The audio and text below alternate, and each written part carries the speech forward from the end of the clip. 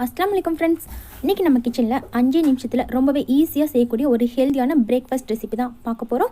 அவளும் உருளைக்கிழங்கும் சேர்த்து தான் செய்ய போகிறோம். வாங்க வீடியோக்குள்ளே போய் பார்க்கலாம். இது வரைக்கும் தமிழ் ஃபன் சேனலை சப்ஸ்கிரைப் பண்ணாத நண்பர்கள் சப்ஸ்கிரைப் பண்ணிக்கோங்க.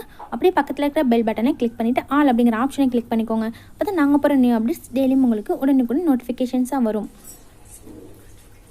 ஒரு உருளைக்கிழங்கு எடுத்து இது மாதிரி மேலே இருக்க தோலெல்லாம் சீவிட்டு இது போல் கிரேட்டரில் வச்சு நல்லா துருவி எடுத்துக்கோங்க. ரொம்பவே ஹெல்த்தியான பிரேக்ஃபாஸ்ட், ரொம்ப ஈஸியாக வந்து இதை நம்ம ப்ரிப்பேர் பண்ணலாம். குழந்தைங்கள்லேருந்து பெரியவங்க வரைக்கும் எல்லாருமே வந்து விரும்பி சாப்பிடுவாங்க. நம்ம வீட்டில் வந்துட்டு பார்த்திங்கன்னா இட்லி தோசைலாம் மாவு இல்லாத டைமில் ரொம்ப ஈஸியான ஒரு பிரேக்ஃபாஸ்ட் வந்து நம்ம ப்ரிப்பேர் பண்ணி கொடுக்கலாங்க.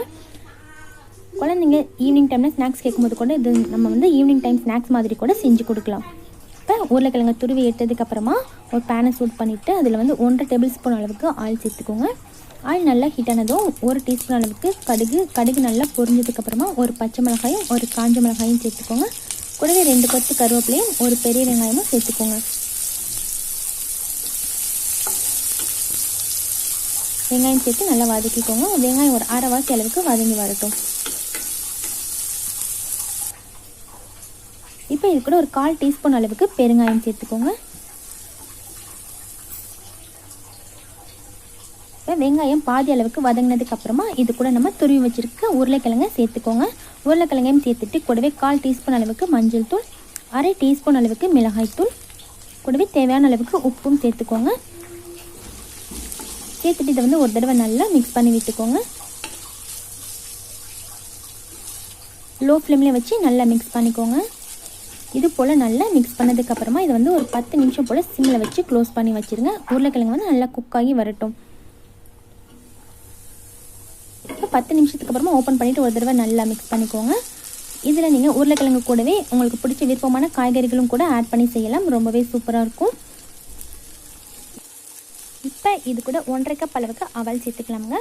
நான் வந்து இன்றைக்கி சிகப்பு அவல் தான் சேர்த்துருக்கேன். நீங்கள் வந்து வெள்ளை அவல், சிகப்பு அவல், உங்கள்கிட்ட எந்த அவல் இருக்குதோ நீங்கள் வந்து இதை வந்து ப்ரிப்பேர் பண்ணலாம். அவல் சேர்த்துட்டு இதை வந்து நல்லா மிக்ஸ் பண்ணி விட்டுக்கோங்க. நான் வந்து இன்றைக்கி மெலிசான அவல் தான் சேர்த்துருக்கேன். நீங்கள் ஒரு வேளை திக்கான அவல் சேர்த்துருந்தீங்க அப்படின்னா இதில் நம்ம தண்ணி ஆட் பண்ணும்போது கொஞ்சம் எக்ஸ்ட்ராவாக நீங்கள் ஆட் பண்ணிக்கோங்க. நான் மெலிஸ் அவல் அப்படின்றனால இது கூட வந்து இப்போ நான் 1/4 கப் அளவுக்கு மட்டும் தண்ணி சேர்த்துக்கிறேன். தண்ணி வந்து எல்லா அவல்லையும் படுற மாதிரி ஈவனாக இருக்க மாதிரி தெளித்த மாதிரி எல்லா இடத்துலையும் சேர்த்துக்கோங்க. சேர்த்துட்டு ஒரு தடவை நல்லா மிக்ஸ் பண்ணிக்கோங்க. நீங்கள் நல்ல திக்கான அவல் எடுத்திருந்தீங்க அப்படின்னா இதுக்கு வந்து நீங்கள் 1/2 கப்லேருந்து 3/4 கப் அளவுக்கு வரைக்கும் தண்ணி சேர்த்துக்கணும். அப்போ தான் வந்து அவல் நல்லா குக் ஆகி வரும். தண்ணி சேர்த்து இது போல் நல்லா மிக்ஸ் பண்ணி விட்டுட்டு க்ளோஸ் பண்ணிக்கோங்க. அப்படியே சிம்மில் வச்சுட்டு ஒரு 7 நிமிஷம் போல் அப்படியே சிம்மில் வச்சுருங்க. அதுக்கப்புறமா நம்ம ஓப்பன் பண்ணி பார்த்தோன்னா ரொம்பவே சூப்பராக அவல் வந்து குக் ஆகி வந்திருக்கும். ரொம்பவே ஈஸியான ஹெல்த்தியான பிரேக்ஃபாஸ்ட் வந்து ரெடி ஆயிடுச்சுங்க. இது கூட மெலிசாக கட் பண்ண கொத்தமல்லி இலைகள் கொஞ்சம் போல் தூவிட்டு நீங்கள் சர்வ் பண்ணிக்கலாம். சூடாக சர்வ் பண்ணிங்கன்னா ரொம்பவே அட்டகாசமாக இருக்கும். இது கூட நம்ம சைட் டிஷ் எதுவுமே தேவையில்லைங்க. இதை வந்து நம்ம அப்படியே சாப்பிட்லாம்.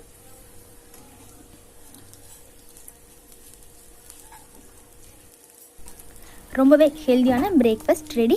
இதே போல் நீங்களும் செஞ்சு பாருங்கள். இந்த வீடியோ உங்களுக்கு பிடிச்சிருந்துச்சுன்னா ஒரு லைக் பண்ணிவிட்டு உங்கள் ஃப்ரெண்ட்ஸ் கூட நிறையவே ஷேர் பண்ணிக்கோங்க. தேங்க்யூ.